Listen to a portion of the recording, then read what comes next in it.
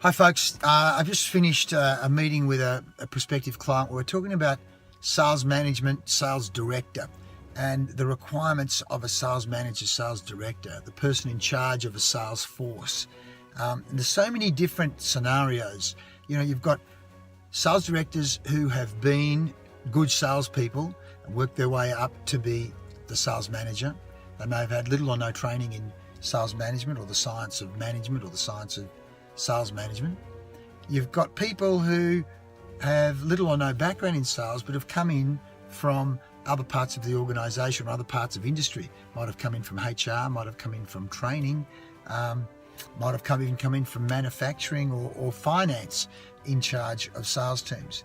And the crazy thing is that a sales team needs way more than a good salesperson as the sales manager.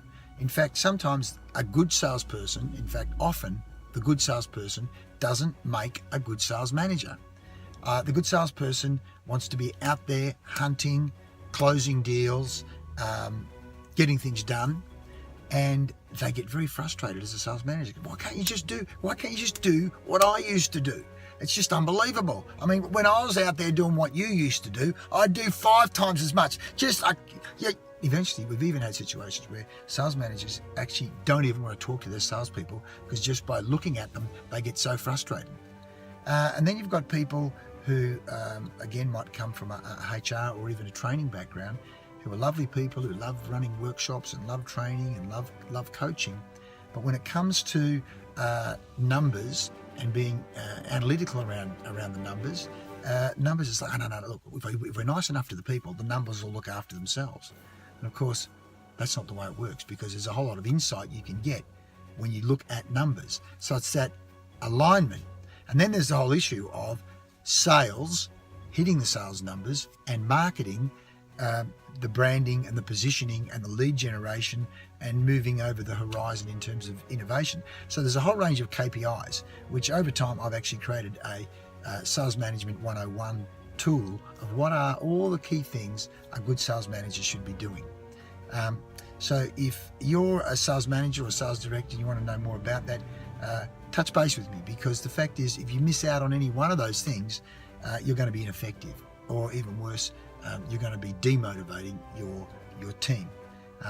Someone very close to me just yesterday told me of a sales manager that literally starts every conversation with, "I'm disappointed with you about. I'm disappointed with you."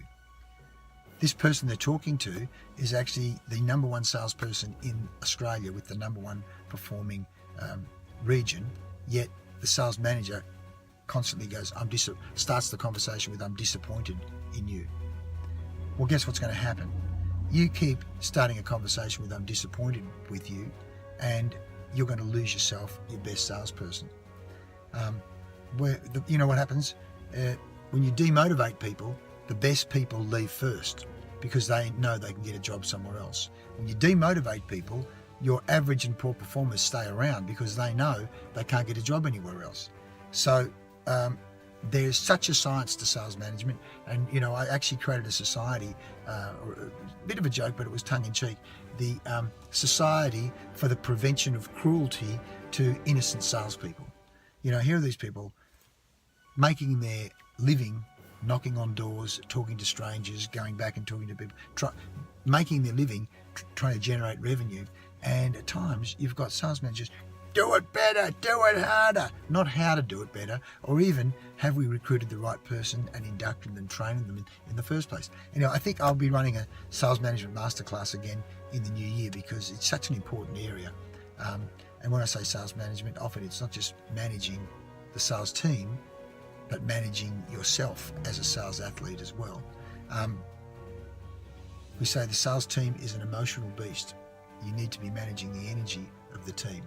And starting conversations with, "I'm disappointed with you," is not the way to do it. At the same time, all rah-rah and not having any insight into what's actually going on with the numbers is also another thing. So anyway, if you want to know more about it, give me a call. I've got my Sales Management 101 tool, and if you're interested, we can have a free chat, an obligation-free chat about how you shape up in regard to Sales Management 101. See you soon.